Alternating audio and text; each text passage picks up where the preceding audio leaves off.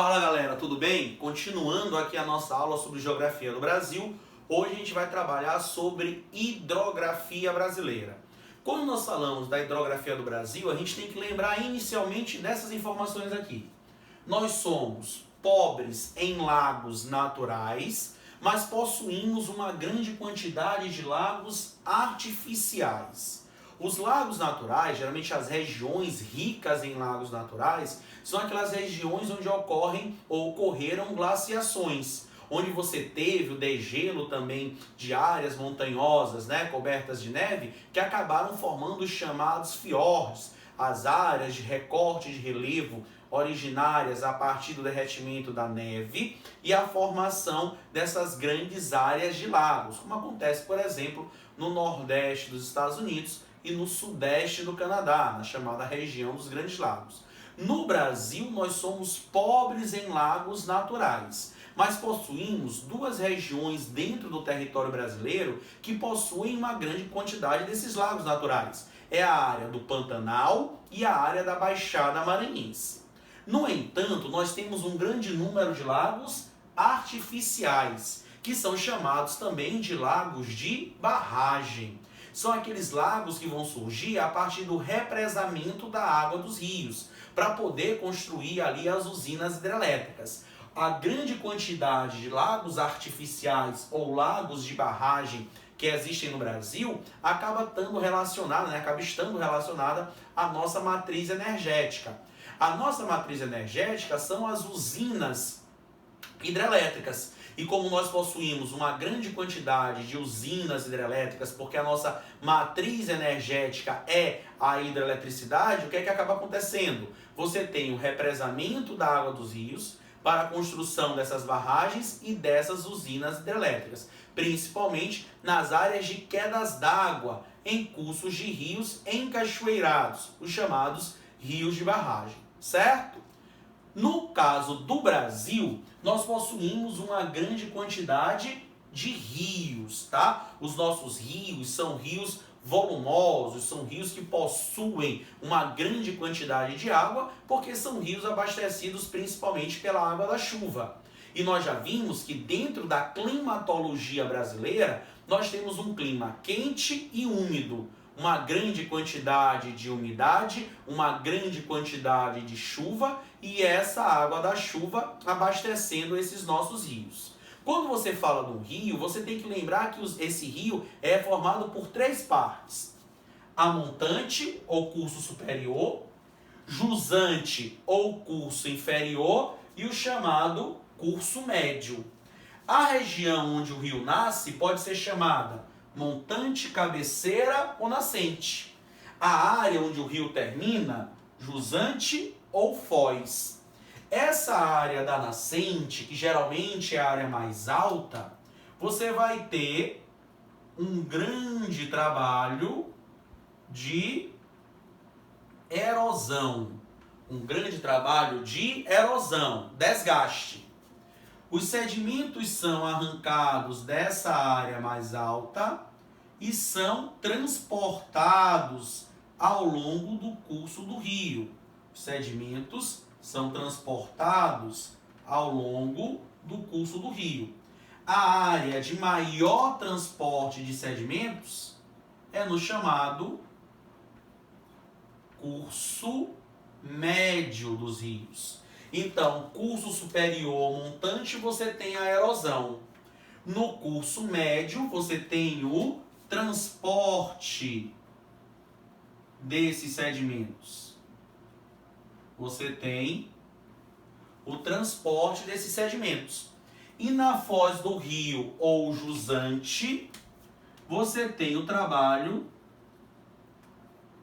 de acumulação ou ainda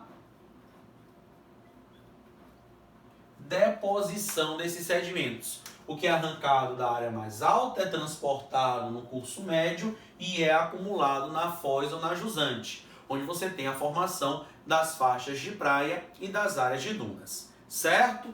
Quando você fala dos rios no Brasil, vamos para cá, olha só. Quando você fala dos rios no Brasil, vamos ver as características dos rios brasileiros. Olha só. Características dos rios brasileiros. Característica desses rios existentes no Brasil. Então vamos lá. Quando você fala dos rios no Brasil, primeiro de tudo, eles vão ser rios perenes. Rios perenes. O que significa isso? São rios que não secam. São rios que podem diminuir a sua quantidade de água no período de vazante, né, no período de estiagem, mas acabam não desaparecendo completamente. Rios perenes ou permanentes. Existem no Brasil também os chamados rios temporários ou rios intermitentes, que são aqueles rios que deixam de existir no período de estiagem. Esses rios temporários ou intermitentes, eles vão existir principalmente na área do sertão nordestino, de clima semiárido, onde a quantidade de chuvas é o quê? Menor. Mas na maior parte do Brasil, predominam os rios perenes ou permanentes. São rios de regime pluvial. Regime pluvial. O que é que isso quer dizer? Eles são abastecidos principalmente pela água da chuva. Regime pluvial. São os rios abastecidos principalmente pela água da chuva. Regime pluvial tropical. Olha só. Regime pluvial tropical. São abastecidos principalmente pela água da chuva. E nós sabemos que dentro do Brasil nós temos um período chuvoso e um período de estiagem.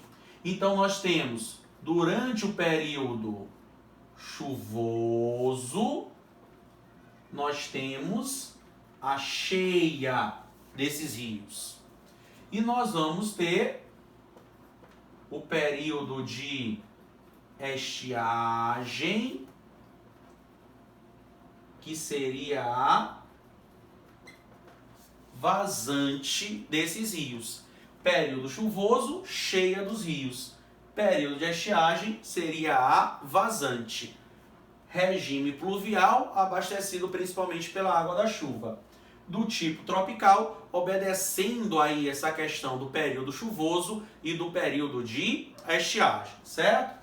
Regime pluvial. Nós temos rios de drenagem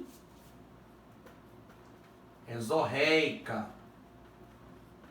O que quer dizer isso? Drenagem exorreica.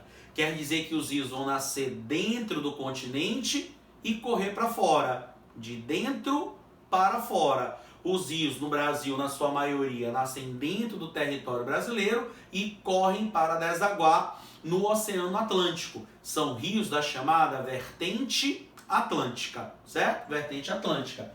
Drenagem exorreica, regime pluvial tropical, período chuvoso cheia, período de estiagem vazante, e são rios perenes, rios permanentes, certo? São rios que vão possuir, na sua maioria, foz em estuário. A maioria dos rios brasileiros são foz do tipo que? Estuário. O que quer dizer isso? Os rios, eles vão se encontrar com a água do oceano. Os rios vão se encontrar com a água do oceano por meio de apenas, olha só, um canal. Um canal de contato entre a água do rio e a água do oceano. Mas existem também, dentro do Brasil, rios com foz em delta. O que quer dizer isso? Que esses rios, eles vão se encontrar com a água do oceano por meio de vários canais. Por quê? Porque você vai ter vários bancos de areia e esse rio vai ter que desviar desses bancos de areia, formando mais ou menos aqui, olha só, um triângulo que é a letra grega delta. O delta mais famoso do Brasil fica aqui entre o Maranhão e o Piauí, que é o delta das Américas ou delta do Rio Parnaíba, que inclusive já foi questão de prova da UEMA, tá bom? Essas são as principais características dos rios no Brasil. Rios perenes, regime pluvial tropical, drenagem exorreica, foz na sua maioria em estuário, e aqui a gente tem o delta do rio que Parnaíba. Lembrando, turma, dentro do Brasil você tem o maior rio do mundo, que é o Rio Amazonas, na maior bacia hidrográfica do planeta, que é a bacia do Rio Amazonas. É interessante você perceber que os nossos rios são rios caudalosos, quer dizer que são rios que possuem uma grande quantidade de água. Isso devido a nós estarmos dentro de um clima com grande umidade. Então, muita chuva, rios com um grande volume de água. Outra característica importante é a gente lembrar que os nossos rios correm em grandes áreas de planalto. E isso vai dar ao Brasil uma grande capacidade de geração de energia elétrica, já que nessas áreas de planalto você tem cursos encachoeirados, quedas d'água, rios volumosos, o que acaba dando um grande potencial de energia hidrelétrica para o nosso país, tá bom? Já já a gente continua com as potencialidades dos rios no Brasil, ok? Já já a gente está de volta.